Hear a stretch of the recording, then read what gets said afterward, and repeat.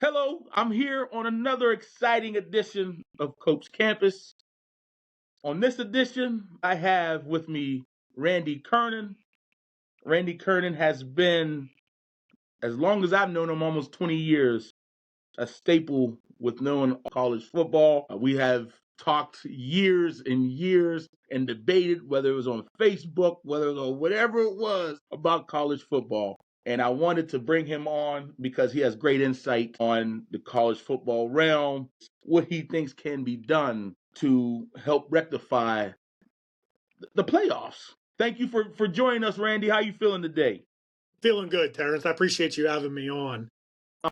Like you said, man, this is something I'm passionate about. This was actually supposed to happen a few weeks ago, right up until Selection Sunday, when there was a lot of upset people, probably in South Bend, Indiana. It doesn't affect me as a Buckeye fan, but I feel their pain. And I think that we can rectify this thing. I mean, maybe one day when I'm the commissioner and running this thing, we can get this taken care of and come up with some new ideas on how to do this. Hey, you're right. And when you're the commissioner, all I'm just asking, I just need to be let in the building. That's all. That's all it is. It don't matter if it's peanut heaven. I just need to be in the building, brother. That's all.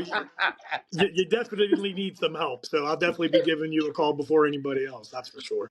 Hey, I appreciate you. And, Yeah. and getting back to this college football playoffs. Now, like you said, there's a couple upset teams. One in particular is Notre Dame. And before we get into how you would break down the playoffs and things like that, I just want to know, what side were you on when you saw that Notre Dame was left standing at the altar? So there was two problems that I had leading up to it. Number one is the week before the conference championship weekend, the committee chose to put Notre Dame ahead of Miami. And the problem there is both teams' seasons were over, and then they decided to switch and put Miami ahead of Notre Dame. Now, me personally, Miami's ahead of them. Because at the end of the day, when you have two teams with the same record, head to head has to matter. It has to be the deciding factor. The games on the field have to matter. I think the one thing that makes college football beautiful for as long as I've been a fan of it, which, I'm 39 now. So as a kid growing up, watching, Orlando Pace in the mid 90s. And the good thing about it was every regular season game had meaning. All of them did. You didn't know if this was going to be the week that knocked you out of contention for playing in the Rose Bowl. And that was my version of it growing up. Was you wanted to beat the team up north, go to the Rose Bowl, see where the chips fall. So you knew that every game mattered, and that's what makes this sport, in my opinion, the best, more so than any other game, or for any other. Whether it's the NFL or Major League Baseball, every regular season game matters. In this particular instance, it's no doubt Miami deserved it over Notre Dame. They beat them on the field. It has to matter.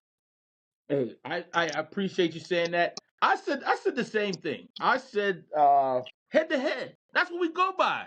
That's why we play the games. Like you said, if we got equal records, I beat you head to head. I don't care if it's the first game of the season or the last game of the season or in the middle of the season. I beat you. You had your chance. You had your chance. So I appreciate you saying that. So to piggyback off of that, because this comes up every once in a while, and now it's coming up because of Notre Dame being left out. We know that Notre Dame football is the holy grail. It's just like you said, the Rose Bowl is the granddaddy of them all. They want to be, on a island. How do you feel about Notre Dame's AD kind of pretty much chastising the ACC's AD for promoting Miami over Notre Dame, and Notre Dame not being in a conference in football? Well, of course, the commissioner of the ACC is going to pump up Miami. They're in their conference. I mean, you go talk to any commissioner for any of these conferences, they're going to promote their own brand. Now, the AD for Notre Dame, taking the cheap shot at him, you can't have it both ways. You can't be half in the ACC when it comes to basketball or playing a handful of these teams in the regular season and be like half in, but then also want to hold on to your independence and your NBC deal and all that. Going into, restructuring, that's part of it is if you want to be independent, you're not going to be a part of this college football playoff. But we're going to set some standards, whenever, Commissioner Kernen takes over one day, we're going to have some standards. And one of them is going to be, we're going to be in a conference. And if you hold Notre Dame's feet to the fire, they will join a conference. Yes. You But up to this point, nobody's held them to the fire. So no that's one why held they've them. been able to maintain it. Yeah, it was funny to me. I don't want to say it was funny, but it was eye opening to me that Notre Dame didn't think that they would ever be put in this predicament where you have two teams vying for one spot and a commissioner who has a team that is full time the conference and someone who's just doing double dutch, who wants to double dutch in and out of it.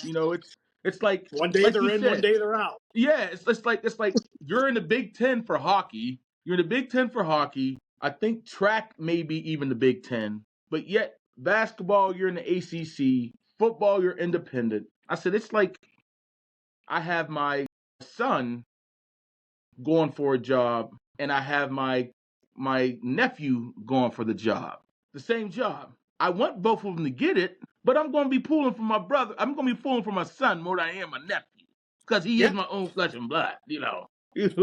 of So course you are. That's that actually that's hitting it right on the head. yeah, that's how I figure that.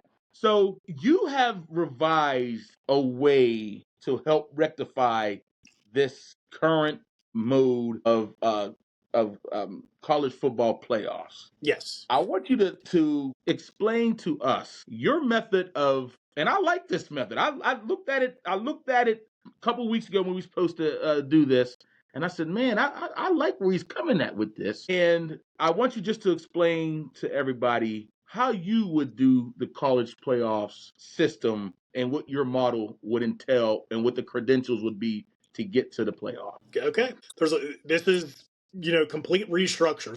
Like I said, going into being the commissioner of this thing, we're setting a standard right out of the gate. I think one of the biggest problems we have is we have these super conferences that have 16, 18, 20 team conferences. And you only play 12 games a year, so you usually have conferences playing 8 to 9 conference games. If you're not playing half your conference isn't your conference. You have to play everybody in your conference.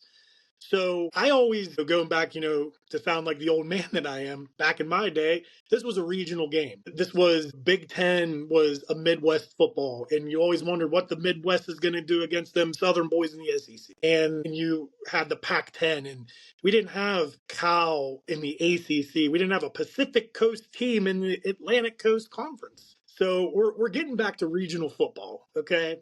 So what we're going to do is we're going to have 7 power conferences, and it's going to go back to the way it was done, years ago, because there was nothing broke with the way that it was done before. We just needed to alter it a little bit. So, the Big Ten is going to have 10 teams in it. It's going to be the original 10 teams. And for those that don't know, that doesn't include Penn State. We'll fill them in later on when we go through it. But your teams are...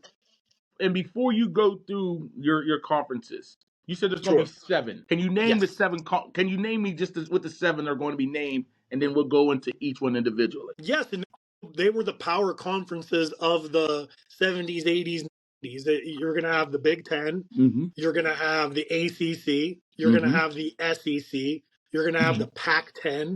Mm-hmm. For those that can remember, we're going to have the Southwest Conference. That's your Texas schools and things of that nature. You're going to have your Big 8, which is going to include your Oklahomas and your Colorado, all those teams from like the more of the plains, like more Midwest out towards the West.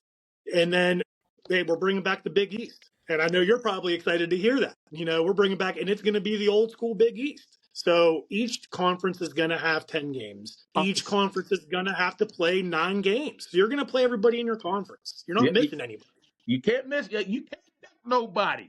There's no ducking. Nobody. So now, your 7 conferences. Let's start with the Big Ten. Now you said you're going back to the Midwest with the Big Ten. Who are the 10 teams in the Big Ten? So you got Ohio State, Michigan State, Indiana, Illinois, Minnesota, Wisconsin, Iowa, Purdue, Northwestern.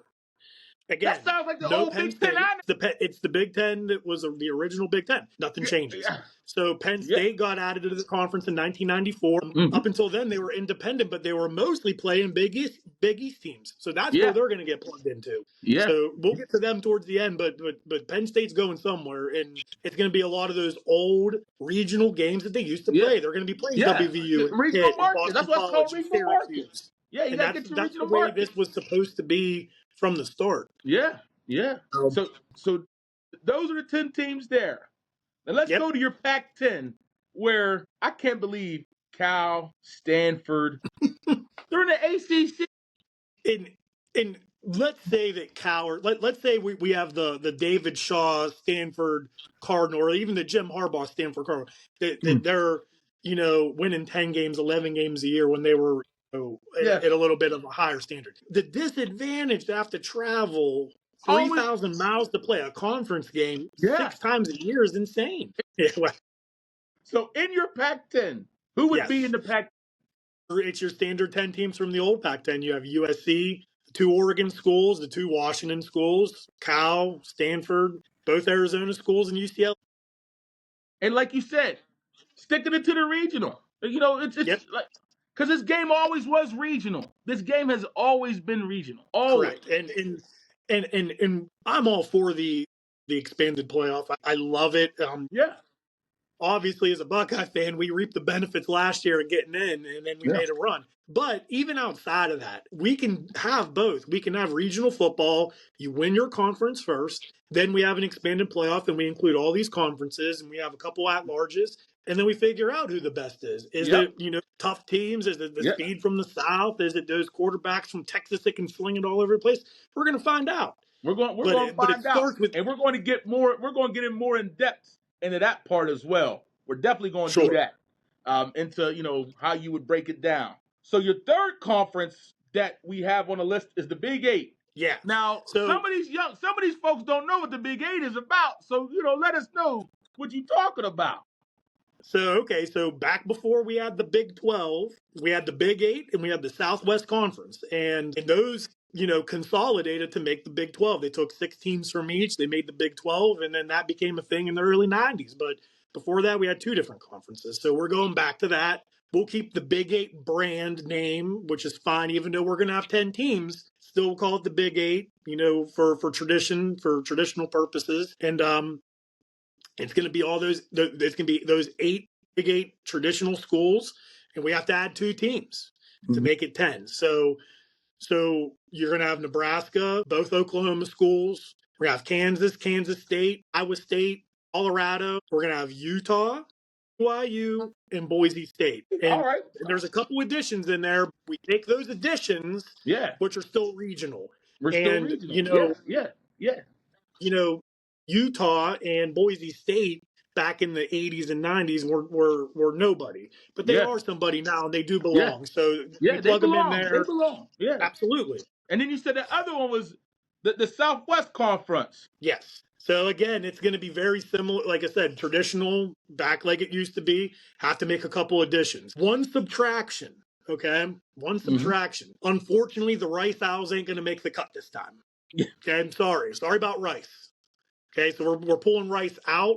We're plugging somebody new in. Okay, and I'll go through it. So you got Texas, Texas A&M, Baylor, Texas Tech, TC, SMU, Southern Methodist, Arkansas, and Houston. And those are all original schools. Okay. The one addition, and I don't know how you'll feel about this being an SEC guy. 2 additions. Number 1's going to be Kentucky. Okay, we're putting Kentucky in there. Okay. And we're putting Missouri in there. Okay. All right. Hey, they both coming from the SEC. Now, yeah. Kentucky. Now Missouri was an original member. Missouri was already in, and then they went to the Big 12. Then they went to the SEC. But Kentucky, we can't have 11, 12 teams in the Southeast Conference. Okay. So we got to make some. So Kentucky gets they got to go to Texas all the time. They're going to go to Texas they more do. often than not. But at least they're in the same state. They're going to the same state. So hey, I get it. I can see that, especially in the basketball like team. I said, the people from Kentucky probably aren't real happy with me for this, but unfortunately, you can't make everybody happy. I mean, we have No. in order for fairness, Yeah. somebody doesn't make the cut, So and someone doesn't what make it the came cut. and what it came down to, between them and Vanderbilt was Yeah. Vanderbilt has SEC ties with some like we talked about earlier. They got Yeah. some rivalry games. Yeah. We don't want to mess Yeah. with those, so we're going to keep Yeah. Vanderbilt in the SEC. We're going Yeah. to give Kentucky I get it. I get it. the boot. So, Now, let's piggyback off of that. We talking a little bit about the SEC.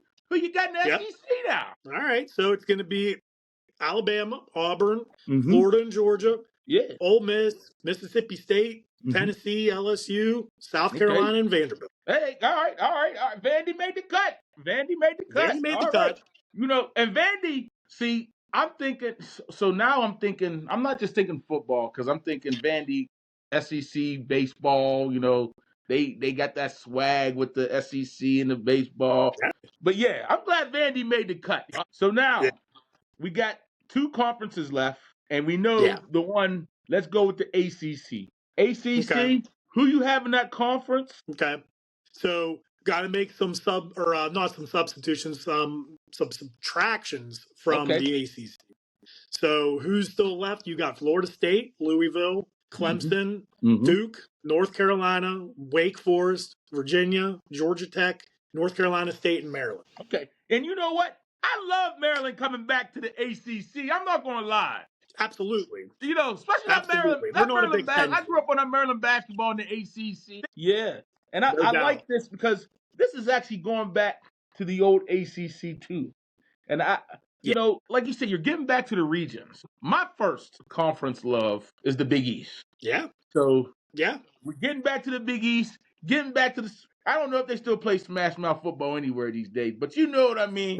Getting back to the gritty, the old Dirk McGurk. You know what I mean? So I love the Big East. I feel like for me, the Big East felt like coal miners. They felt like blue collars. Obviously steel mill. That's what these people in this It group, was most gritty. of them. That's what most of them remind me of. But tell me your Big East. Who's the team you got in the Big East? So, okay, we'll talk a little bit about the Big East. So, we're bringing it back. We have to pull from a lot of different conferences because all these Big East teams went and did, they're in the Big 12, they're in the ACC, they're all over the place. Going back to tradition, but we're also got to throw two teams in that weren't in there originally, but played a lot of these Big East teams as independents way back in the days. So we're going to put Penn State and Notre Dame in the Big East. Yeah. They played a lot of these teams. So yeah, absolutely. So we're going to have Penn State, Notre Dame, BVU, Syracuse, Boston College, Pitt, Virginia Tech, Cincinnati, Rutgers, and the U, Miami. And the U. Yeah. Hey, that's so now we got the Catholics versus the convicts here. You know what I mean? We got that old rivalry coming up. We got Pitt, absolutely. Penn State. That rivalry. They tell us we're in a rivalry, but yet we played over 100 times. That's a rivalry. That's a rivalry. Like Penn you State, always want. They want Ohio State. They want Ohio State and Penn. They want Ohio State and Michigan to be the rival. They're not your rivals, fella. You're the little cousin that doesn't get invited. There's a lot of crossover rivalries with this conference, and people just forget these young kids. They don't know about. They don't know any better. They don't. You got the backyard brawl every year. You got the backyard brawl. You got the in-state rivalry. You got the BVU and Virginia Tech for That's what I'm gonna say. You got Pitt back to playing Cincinnati. I remember back in 2009 when my daughter was just born. Pitt just needed to beat Cincinnati to go to the Big East championship, and we lost. Dion Lewis. So we're getting. Dion Lewis. He ran 30 times for 162 yards, and we still lost by 1 point at the last minute. I remember it's bringing up PTSD, but it's good college football PTSD for me. So I'll be okay. I'll suffer from it. That's what college football is. It's the highs and the lows. It's remembering, hey, I can remember going to, these games, being from West Virginia. I went to backyard bowls as a kid and watching them play Virginia Tech. And we're going to get back to that. You're close to the PA line. I appreciate you for breaking these down. So now that you break them down, I got you just for a little bit longer. Yeah. Now that we know that we got the 7 conferences down. Mm-hmm. You were talking to me about the 16 playoffs, right? So now tell me about the 16 playoff teams. Tell me about how you would structure this, what you would have, for the playoffs, and what you would leave out. Okay. So I think moving to a model, and some people like the expansion idea, some people don't. I think that if you're going to expand, which I'm okay with to a small degree, go just to 16 teams and then no buys. So there are not going to be buys. That way, seeding doesn't matter quite as much. It will for one reason I'll get to in a minute, but we're going to go to 16 teams, Okay. as opposed to 12. But there's no buys, so there's No no buys. extra Okay. rounds. So we don't. Okay. So we don't have to add another game to Yeah. anybody's real schedule. All right. Perfect. So we're going to go 16 teams. We're going to seed them 1 through 16, one place 16, and so on and so forth. Yeah. For those first 3 rounds, the higher seed gets the home game. Okay. Okay. We're moving these games on campus. Yeah. Where, in my opinion, they should be. Yeah. And hey, then the some money gets reason- to go on campus. The money gets to stay on campus. Most of the money. All that. I like. Hey, go ahead, brother. Go ahead. I like where you're going. Yeah. So when Pitt makes the playoff and wins the Big East, you can go to all the home games. That's part of winning the. You know what I mean? Like that's part of it. That's part of it. You get. The home team gets the repercussions of having these home games, as opposed to jumping on a plane today. To go to the Cotton Bowl tomorrow to watch the Buckeyes, and then next week hopping on a plane and going to Georgia. Then I'm hopping on a plane and going to Florida. You're going to the Sugar Bowl, yeah. Yeah. So we're going to keep them at home, and then the national championship is the granddaddy of them all. There's no greater venue than the Rose Bowl. So that's going to be. Have you been to the Rose Bowl? It's a bucket list item that I've not done yet, but one day. I've been to the Rose Bowl, but I've been to the Rose Bowl on Cinco de Mayo. So there was nothing going on. But I got pictures of Rose Bowl way and all that stuff. But it's a nice it's a nice feel. And you being a college football enthusiast, and I call historian, especially with you being you're a Big Ten guy. You got the Rose Bowl, and then you tell them about the 7 automatics from conference winners. So we have these 7 conferences, and we're getting rid of the conference championship game. It's an added point that we currently use that we won't need to use when you play everybody in your conference. So, for example, if the Big Ten, if Ohio State, doesn't lose any conference games, they're the conference champion. They get the automatic bid. Yeah. And if you do end up in a situation where there's a 2-way tie, we're going to use head-to-head. Yeah. So if I lost to you and you lost to John, if I beat you, then I'm moving on. So it kind of simplifies these tiebreakers that ultimately screwed over Miami. Yeah. They didn't get a chance to play the ACC title game. Yeah. And Duke gets to go, so they try to alleviate things like that happening. Well, good. So that means no conference championship games. Yes. So then we'll with the 16, so you got the 16 teams, you got the 7 automatic bids. So then you have 9. What you going to do with the 9? So 9 at-large teams, and this can go back. We can still have our college football committee. We can still rank these teams, and then everybody who's not a automatic conference winner will just go from 1 through 9, and those 9 make it. Mm-hmm. And the only caveat is if a group of 5, a lesser conference champion, is in the actual CFP's or the college football committee's rankings, they can have 1 bid. Yeah. But they have to they have to earn it. They have to earn it. Yeah, they have to earn it. You have to be the Boise States of the early 2000s and be undefeated. We're no offense to James Madison, no offense to Tulane, great seasons, but we saw in the first round that they didn't belong on the field. They didn't belong. They didn't belong on the field. And like I said, nothing to be ashamed of, with the resources they have and the amount of talent that they get. Yeah. Great season. But Notre Dame sitting there watching me like, really? We're watching Tulane get dog walked by Ole Miss? We could do better than that. You know what I mean? Yeah. And I'm glad that you said that. So I have a question about your system. I think I know your answer, but I want to see if we're thinking the same thing. So let's say we have the 7 conference winners. They're already in the playoffs. Now that doesn't automatically mean that they're going to be having their first game at home, does it? Because No, let's take example for the ACC this year.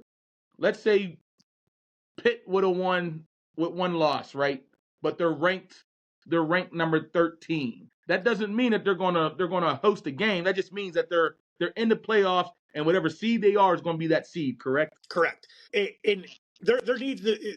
We try to do as much as we could for competitive balance, but the Yes. reality is this is a fluid thing where 1 year the Big Ten could be the best Yeah. conference, 1 year the SEC could be. So we're not going to penalize a Alabama or an Yeah. LSU or whoever that is, Mm-hmm. who comes in second in their conference. Yeah. But most likely they're a better team than whoever wins the Big Eight, as an Yeah. example. Yeah. So we're not going to penalize you for coming in second in your conference when your Exactly. conference is the best conference. All right. So it's going to go back to that committee ranking the teams. This is just a guarantee that everybody gets a seat at the table. Perfect. And thank you for letting us know that. I think that college system, itself is very smart. I think it's probably the best way. That is the best way I've thought about it. It gets people back to the basics. It gets people back to, we want the best people that's going to play, but we also want everyone to play each other in the conference. That's the reason why you're in the conference, because you got to play everybody in your conference. And we're gonna get back to getting regional. You getting regional, getting where you need to be, and then after that, you win your place. Then you're gonna start playing some, play the other boys. Or if you want to, your first game of the season, you want to get froggy, you still want to play in Oregon. If you're somewhere else, then go ahead and play them. But before I let you go, Randy, last thing, we know what time it is. It's college playoff. I ain't talking about no bowls. Unless it's playoff bowls. Unless we talking about the Orange Bowl, unless we talking about the Rose Bowl, those bowls. So we know the final 8 is not, it's not like there's someone in there that I'm saying, wow, they shouldn't have been there. You see, Oregon's playing Texas Tech. Alabama's playing Indiana. Ole Miss is playing Georgia. Miami's playing Ohio State. So I think Miami owes y'all from 2002. I remember it well.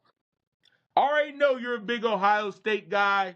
And for the people that don't know you, I've been talking about you for years when I talk about your Ohio State fandom. Ohio State has some of the most loyal fans, and I believe Ohio State pours back into their fans with winning. So I think the winning culture, your guys' loyalty, the scarlet and gray, all that. Look Right. at this final 8.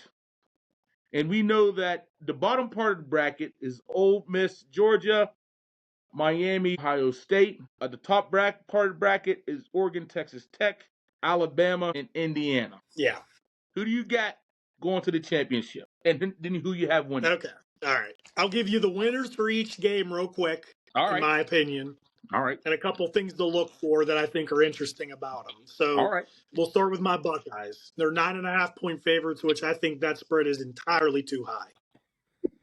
I think that I'm going to say something and you're going to roll your eyes at me when I say this, because Miami has the advantage on the offensive line and defensive line, and they have the more experienced quarterback.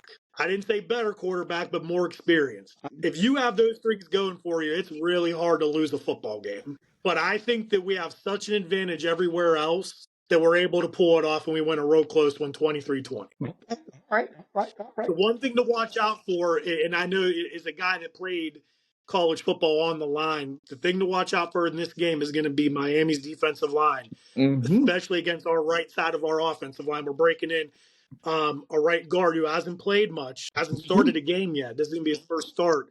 And those boys on Miami's defensive line, they're the real deal, and they'll be the biggest test they've had so far to this date. Hey, So I saw him up in person whenever Miami came up to Pittsburgh, and I was there in my I was nice in my good club seats, and I'm looking and I'm seeing us getting beat down. I said we don't got the horses for this match. We don't got the horses. Yeah. Reuben Bain Jr. is the guy that gets the most credit, but the other one, Akeem Mesidor, do you know where he went before he went to Miami? Where? He's a Buckeye? WVU. Wait, No, he's at WVU? WVU. Yeah, he was a freshman at WVU and then transferred out.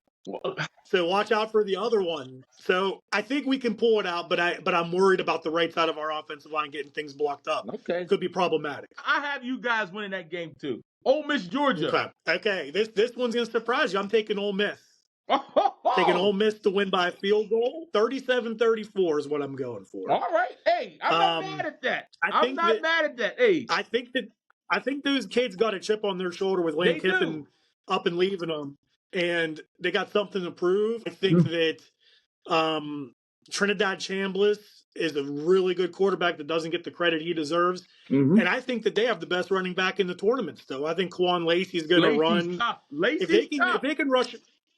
If they can rush for about 150 to 200, they're going to win this game. Okay. All right. I'm marking that down.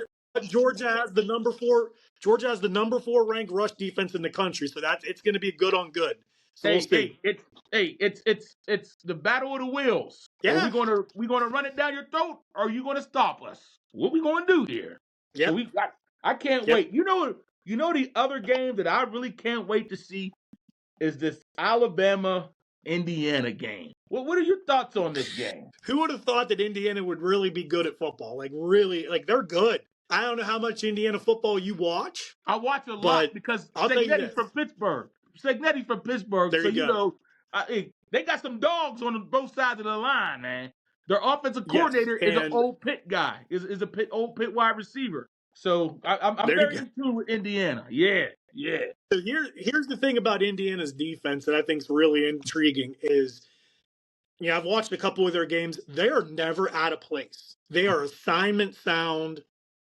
And you'll never catch them with their pants down. And that is something that's going to be interesting to watch, because that means Alabama isn't going to be able to hit the big plays on them. They're going to have to sustain long drives to win that football game. Now, saying that, here's the stat of the day for you for Fernando Mendoza.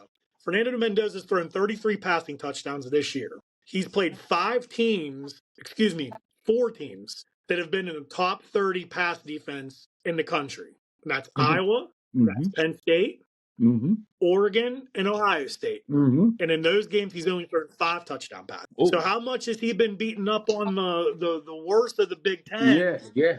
And I think Alabama's getting healthy, and I think they had a big win against Oklahoma. I'm taking the Crimson Tide here to win and go 20-13. Alabama. Listen, ladies and gents, you heard it here first. Randy is taking Roll Tide over Indiana. So what you're telling me is you don't care about nothing but the Tide. I think that Ty Simpson and the boys, and I think the reality is that I'm always going to take a team that's healthy, that has the better actual players on the field. Yeah. The Jimmies and Joes over the X's and O's. And I think Alabama has a better roster, and they're getting healthy. Yep, they're getting healthy. All right. Well, hey, last game of this round, Oregon, Texas Tech. Who you got? I think this is the toughest one to pick. This is the toughest one, I think. Because Texas Tech, here's the thing. They played nobody out of conference, so you're only looking at what they did in the Big 12. So it's a little difficult to gauge exactly how good they are. Yeah. I think they are good, and it kind of going back to that Georgia Ole Miss game, it's going to be good on good with Oregon's run game against what's the number 1 run defense in the country with the Red Raiders. I think that Oregon's going to wear on them in the second half. I think they win and cover maybe by about a touchdown, like 31-24 Oregon. Okay, all right, yeah, because it's Oregon minus 2.5 on that. So you got them covering. So that means you have Alabama and Oregon in the Peach Bowl. Who you got in the Peach Bowl then? I do. I'm going to go with Oregon. Okay. I think they're a more complete football team. Okay. All right. I think they can do everything well. So I'll go with Oregon there, and then on the other side, I'll go with Ohio State pulling it out over Ole Miss. Okay. Again, I think Ohio State's going to ride this defense to the attempt to repeat. But I think Oregon wins the national championship and beats my Buckeyes.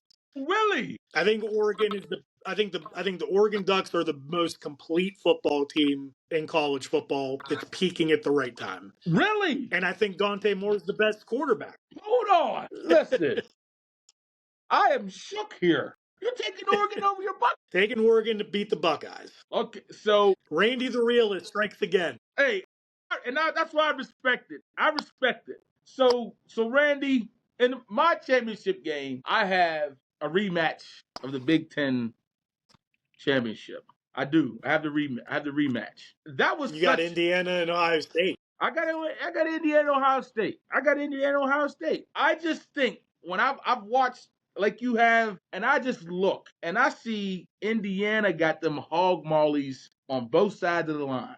They got a defense, and you talked about their defense. They are what I consider Iowa on high. I was always disciplined on defense. It's hard to get them out of position because Kurt Ferentz got them playing ball. Another Pittsburgh native. So yeah, I just think that Indiana with their defense and Cignetti, he's playing some ball on offense too. Mendoza, I'm still not sold on him as an NFL quarterback, but as a college boy, that's all I need you to do. The Buckeyes. That's right. You're not wrong. The Buckeyes. You got All-Americans everywhere. You got All-Americans sitting on the bench that's going to be All-Americans next year, okay? So you got All-Americans everywhere. I just think the Buckeyes are going to be too tough for Miami. I think they're going to be too tough for either Georgia or Ole Miss. That's why I said the Buckeyes are going to go back to the championship game. I believe so. I believe it. I think this year Indiana is just suited to beat the Buckeyes. I believe it's going to be another close game that Mendoza will do just enough, and it's going to be a 17-13 game. I don't think it's going to be high scoring. These are your NFL guys playing. These guys are going to be playing on Sundays. You probably got about 20 something guys from Ohio State that's going to be playing on Sundays in the next 4 years, right? That's going to be the championship game. But I see the Big Ten is just tough, especially the top of the Big Ten. The top of the Big Ten is tough. It's tough to beat Ohio State. I think the top of the Big Ten is the cream of the crop. It's the cream of the crop, and that's all you need. I think the top of the Big Ten is the correct. Yes, yeah. That's just what it is. I believe it's going to be Big Ten. I can't believe I'm saying this, but I do have Indiana beating Ohio State again. I didn't think they was going to beat them the first time. I tell you what, I appreciate you, Randy, for stopping by on Cope's campus. I hope to have you more often. I definitely would love to have you next week after these games, so we can talk more about these games, these Final Four games, and get into who you think's going to win. Yeah, man, I'll definitely come back, and I appreciate you giving me a voice to talk about something, like I said at the beginning of the show, something I'm passionate about. Maybe we'll be right, maybe we'll be wrong, but either way, we'll be here. We'll talk either way, we're going to talk about it. Well, I appreciate you, Randy. I look forward to start watching these games tomorrow. I'll be on it like a couch potato. So we're going to watch it. I know you're going to have a big spread because you always have a spread for college football. So I know you're probably going to have something roasting. You're going to be smoking something. You have some pork. What you going to have? You know me all too well. Yeah. So going into New Year's, you got to have some type of pork. So I'm going to smoke a pork butt. We're going to do sauerkraut, some smoked sausage, things like that. Try to get some good luck for the new year going. Yeah. All right. Well, I want to say Happy New Year to you, and I look forward to talking to you again next week about what's going on in these games. Good luck to your Buckeyes, because I got them in the championship. Like I said, I may be a fan and love my team, but I'm a realist at the end of the day. So I got your boys in the championship, and I think they're going to start by making a statement tomorrow. I really do believe so. I think so too. Hopefully we're both right. We can come back here and do a little gloating about our picks. We'll see. All right, brother. Well, thank you very much. Thanks for having me on, Terrence. I appreciate you. I appreciate you.